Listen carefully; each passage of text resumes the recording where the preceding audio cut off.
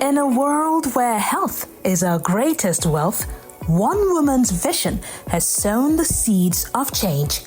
Meet Chioma Echegwisi, the founder of Davichi Farms, an oasis of organic farming and sustainable living.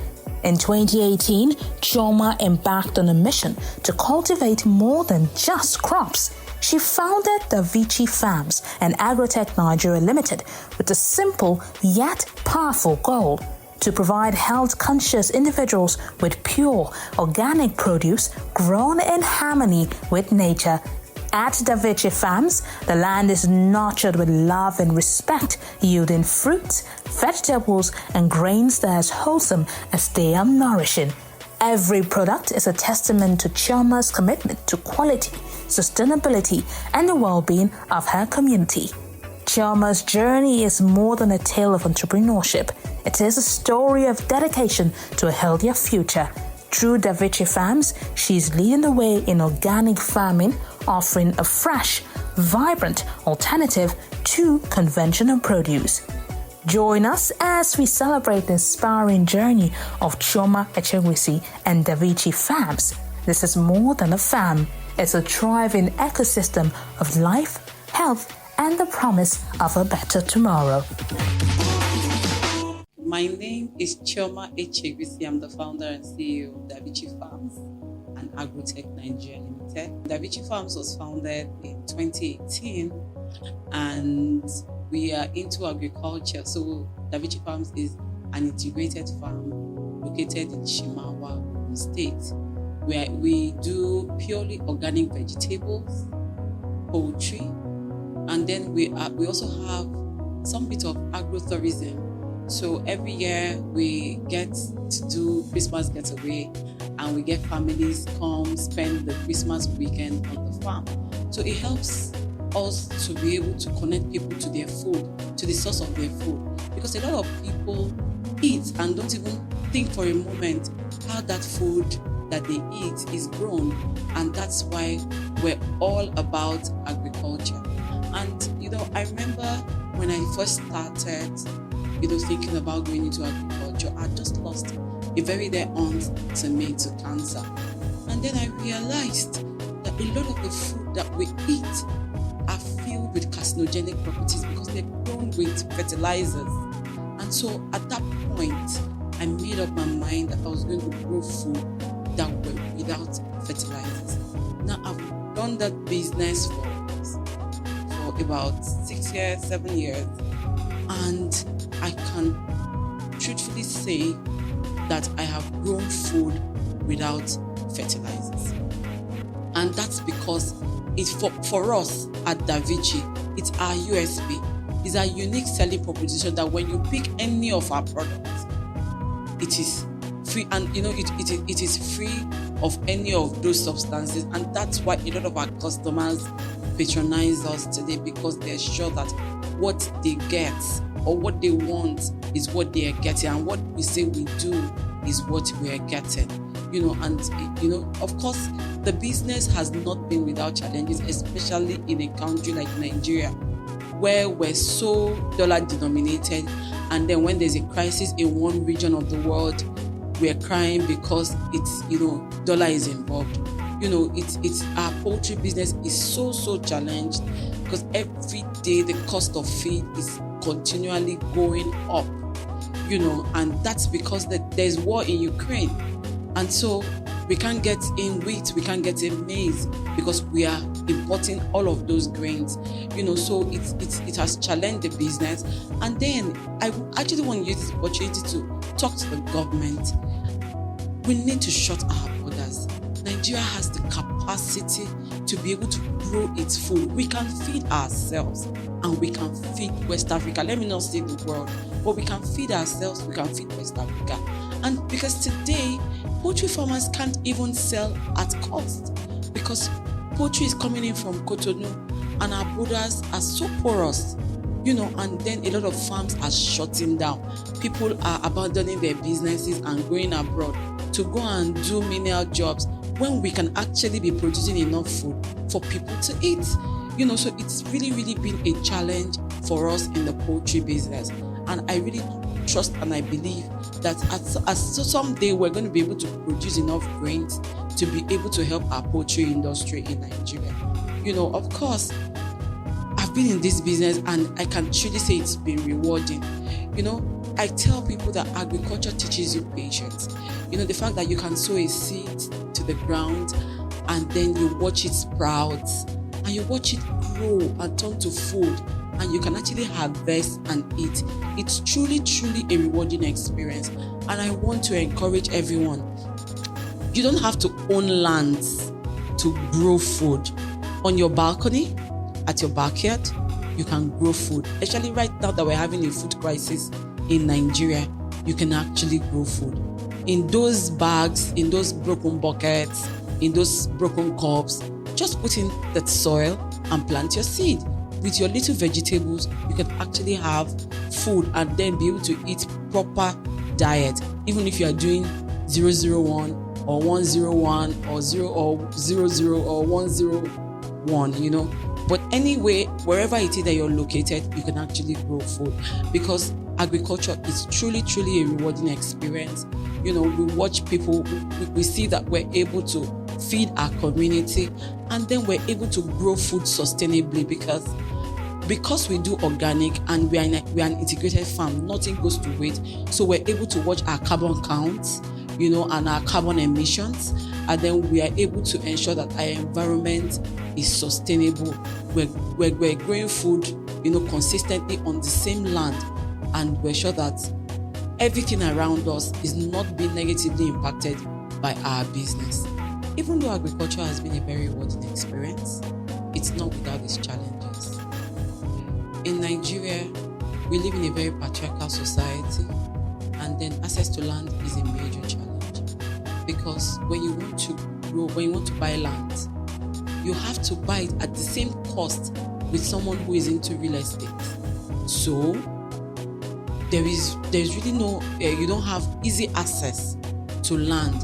And for us to be able to grow enough food, we can't be farming in fragmented lands. We need a lot of land, that are put together to be able to grow food sustainably. The other is finance. Finance is a lot of challenge because a few times that we approach the bank to get facilities, you're asked to come with collateral, your land has to have title, you have to have CFO, and a lot of these agric lands that we use don't have title. They're in rural environments, they're not in Lagos, they're not in Abuja, because the banks will tell you Lagos, Abuja, Port Harcourt. They're not in all of those places. And because the lands don't have title, sometimes you're not able to get funding to be able to run your agro business.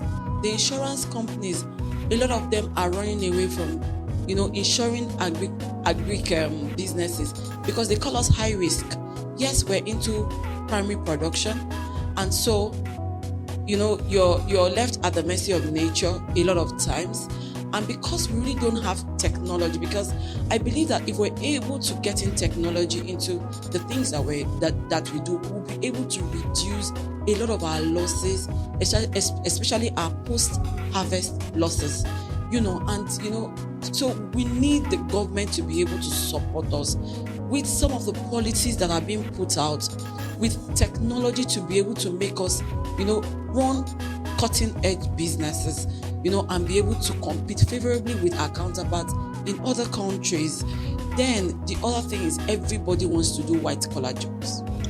Nobody wants to work in the farm. So right now there's a challenge with getting skilled labor. Every young person who you approach wants to go to Lagos or go to Abuja or travel abroad. Nobody wants to work in the farm. So sometimes you get them from the rural areas to come in to work for you, and the next thing they have run away. So we need to be able to, just like they do in some other West African countries, where young people are trained to be able to work in the agric sector. We must become very intentional with training our young people and focus them towards the agric sector, so that at every point we have skilled labor to be able to work on the farms. Like I said earlier, the agriculture has really been a rewarding experience for me. So aside making money, which is the ultimate about running any business is the fact that I see people live healthy lives and they are very focused on wellness. And that's why I'm so excited to do what I do and to be able to say that I do organic agriculture. And, I have a vegetable here or a leaf here. And this is the leaf of soursop. Soursop is a very good antioxidant, and it's good in helping with the fight for cancer. It will give to you much more than what a round of chemo would do for you. And that's why I'm excited when people are calling and saying, oh, someone referred us to you and I need soursop or I need soursop leaf. I already know that at some point, probably there's a challenge. And because people have come to trust us and trust our brand, and that's why we keep getting referrals. Although I would really love a situation where we begin to make our food our medicine, so we do not have to swallow pills, because God says that everything He has given to us is for food. So as we eat and we eat healthy, we would not need those medicines, and then sicknesses will be far away from us as long as we join, our healthy living with healthy lifestyle. All right, welcome back. I'm with Chioma the farmer. Why that name? Well, I'm very passionate about agriculture. Okay. So I'd like people to identify me with that. Interesting. Yeah. So what specifically are you passionate about when it comes to agriculture? Well, I'm passionate about wellness, people living healthy lives, and then sustainability about the environment, ensuring that we don't destroy the environment while we try to feed the nation. And the name of your farm? Davichi Farms and Agrotech Nigeria Limited. That's an interesting name. Yeah. What is the agrotech part? And before you answer that, what do you farm? Okay, so Davichi Farm is an integrated farm. Okay.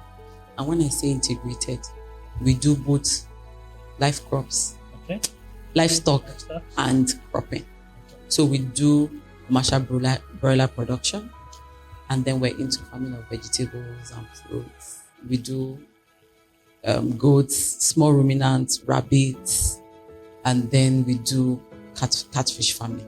Well, with the things we do, we're quite intentional because we are an organic farm. Okay. So our rabbit urine, we farm rabbit not just for the meat, but for its urine, because we use them as pesticides on the farm. And then the litters from the poultry are the inputs in our cropping section. Yes. So when you're peeling your yam, it's feed for the goats. The head goes back into the soil. So everything that we do, everything that we plant on the farm, yes, is all integrated. And then we have a bit of agrotourism. We have young people come visit the farm on excursion. And then we have families also come spend weekends or holidays on the farm. That's incredible. Yeah, so it's all encompassing. Yes. How profitable is the business? Well, I'll say that with what we do, it's quite profitable. Although the margins are small because we are primary producers, and then a lot of our market, because we're primary producers and we do commercial, our market is B2B. So at that point, you're having to deal with the middlemen and also the agro processors. So all of that profit. So the margin is taken by both middlemen and the processors. Yes. So you're not even selling directly to the processor. A lot of times, the middlemen have a contact with a lot more of the processors than you, the farmer. And really. So they're like market makers. Yes. Well, they create a lot of markets. So, and then because you are the primary producer, you're not adding value. So imagine I have a field filled with this and it's matured, or like the Ewedu, that once you harvest, 24 hours is all gone. You are forced to sell very quickly because you want to cut back your losses. But if I were adding value, I'll take my time and wait for when the market is right and I'll sell. That's quite interesting because, we're in a country where recently food inflation has really gone off the roof. Yes. And I think this intricacy is important for everybody to understand how the fancy prices stuff like food material and then they come to you're saying as a farmer producer that you guys are not really able to increase your prices anymore. But yet go to the market and buy a box of tomato, a basket of tomato, and goes going up. So what is driving that? Is it it can be private investment. You guys, it's mostly private the middlemen. Well, it starts with us because we don't have a functional food seed bank in Nigeria. Okay, so let me give you an example. I'm planting habaneros. Last year, I could buy a pack of 500 seeds for about 20,000. Right now, I want to buy, and it's 58. They're imported from a company in Israel. Now, I want to buy that same pack of 500, and it's 58. And I did 28 last year. So what am I going to sell? And how am I going? And I'm not even certain that all of the 500 seeds will germinate. So again, it starts from there. Now, a lot of factors. The labor can't be the same. A lot of the inputs can't be the same. The person, say for the poultry, feeds. The input in poultry is even crazier because feed costs. Well, for the raw material that I use for the feed are mostly imported. We import grain, we import maize, we import wheat. Everything is imported. So they have to put in all of that into the cost of the feed. Now, the day old are being raised by foreigners who live here and who put those farms in rural areas where there's no light. So imagine, you have to hatch your eggs in 21 days, all on generator. How much are you going to sell a day? So all of that factor culminates to make the prices high. But unfortunately for the primary producers, you're competing with imported products that come in far cheaper than your cost of production in-house. How does the imported production? Well, honestly, I think we'll have to find out. Apart from the fact that they're probably not organic? Well, I don't know. I think that possibly in some of those countries, they get subsidy. They get subsidies, and then probably they get back loans at single digits, which is not something that is very common here in our commercial banks. So now, thinking about what you said, as a primary producer, farmer, how do you manage all of those costs that are heavily reliant on efforts because you import? Do you manage them? Honestly, for a lot of farmers, we have to depend on reinvesting your capital. At every point in time, if you have to survive, because I grow poultry for 6 to 8 weeks. Yeah. And I sell. Now, what I sell, the capital, my revenue is not enough to do that same quantity of birds again. Now, I have to go get from my savings or possibly take a bank loan depending on, the volume I want to do, because the prices have moved. So the cost, so imagine early this year, we're buying a bag of feed at 16,000, 16,800. Yeah. Today is 20,000. And the painful part is that the cost of broiler chicken per kg has not changed in that same proportion. Okay, who decide on the price? Because as you primary producer, your input cost has increased, so you don't have the flexibility to change your price. So again, I would say it's the processors for poultry, it's the processors and the market. So they tell you have to benchmark your cost against the imported chicken. How possible? And if you're not benchmarking, nobody's talking to you. And I think that, again, there has to be some kind of pressure group that pressures, because they seem more organized. The processors, the market, they are more organized than the farmers. Now the farmers are fragmented here and there. A lot of the farmers do not have access to mobile phones. They're not on WhatsApp. All they're just doing is producing. So there's no way to be able to aggregate farmers to say, okay, this is what our cost is and this is what we should sell. We tried to do that when the borders were closed. Sometime this year, the borders to poultry product was closed. And at that point, farmers could sell at margins because everybody depended on the chickens that were locally produced. But soon after, the borders were open. Is there capacity to produce? We do have the capacity. A lot of farms are shutting down. 70%, yes, 70% of farms in Southwest are shut. Because they can't compete with prices for the imported. Yes. You won't put in your money and then you make loss after 2 months. I mean, you mentioned that even you haven't grown chicken like 6 months, 3 months. I haven't grown it. The market price. Yes, because there's no way I would definitely be making it loss. So, I mean, how do you manage this apart from just deciding not to produce? How else do you manage the fact that you can determine your own price and your input cost also can go up any direction? Okay, so for us in Davichi, what has helped us is because our business is diversified. Okay. So we're not a product organization. Okay. If we're just, if we're just based on the poultry, probably by now we have also shut down. But because we have other things that we do, like I said to you, we do everything. We are into vegetables, and then we grow other things. It's easier to be able to manage the losses on that side, and that's what I've continued to encourage my colleagues in agriculture. Diversify your income. Okay. There's so much to talk about, but let's talk about, you talk about loan, accessing credit. How is that for you guys? Okay, so like I was saying earlier, a lot of times our farmlands do not have CFO. They are in rural areas. Okay. And when you're approaching the banks are telling you, bring landed property or give us title to your land.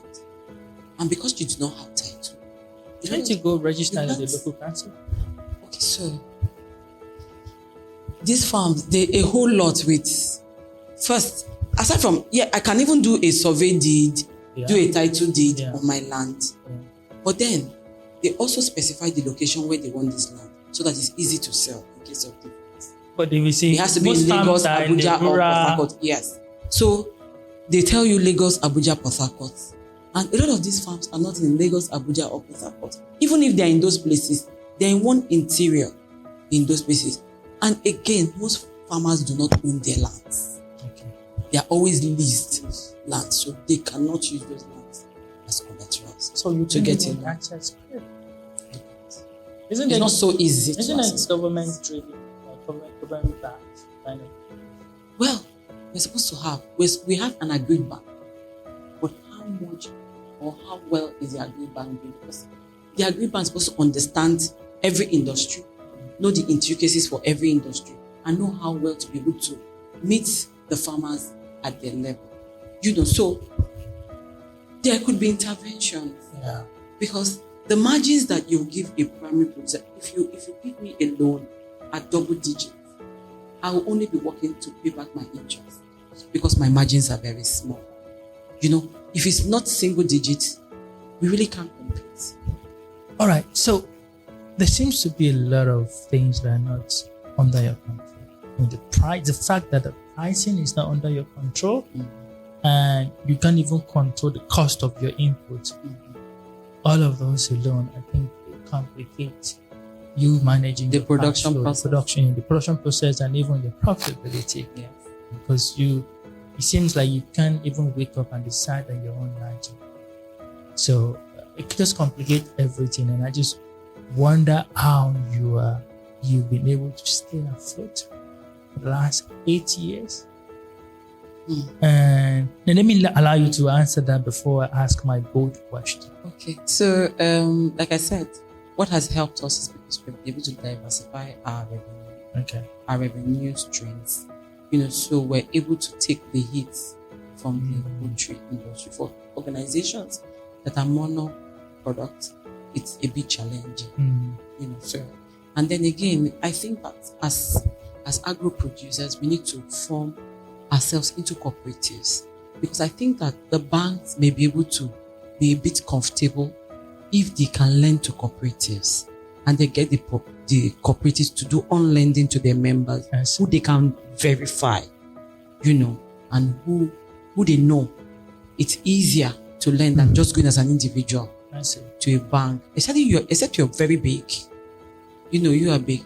For a business like mine, I can get to the bank and lend. Maybe because I have a bit of banking experience. Okay. So I have been able to organize my business. Not a bit. You have a banking experience. Okay. So I've been able to, because a lot of farmers I interact with don't do bookkeeping. I see. They know what they put in, and so there's nothing to show that I do this volume of business. So at the point that the banks are saying, show us your traction, they really do not have anything to show aside from what they're saying. And it's not, the banks do not have that much patience to come and start flipping books. So there just has to be a way that we're able to organize our businesses to position us to be able to get funding. And aside from loans, I think that the agro sector needs a lot of grants and government subsidies in it. And I mean, when I mean subsidies, I mean to farmers, real farmers, and not portfolio farmers, because that's the challenge that we have had, with some of the government interventions that has come. All right. So my bold question, which is probably the last one, is also that how do you, as a primary producer now, how do you cross over to becoming a processor and probably play in both across both the two categories, rather, so that in a sense you can take a bit of margin there and be able to improve on your profitability? Okay, so that's the ultimate aim, and that's the goal. We intend to scale the business so that we're able to process everything we produce, not just the poultry, but even the vegetables, because when you process, you give it more shelf life. But a whole lot of things come to play. You go to a country like Ghana. Yeah. Ghana exports frozen vegetables abroad. But then in Nigeria, we do not even have the facility in our airports to take in frozen agro products. If you take it there, it may go bad before it is shipped. So a whole lot of things come into play. It's something that we can do if we have the right, like I said to you, everything rises and falls on technology.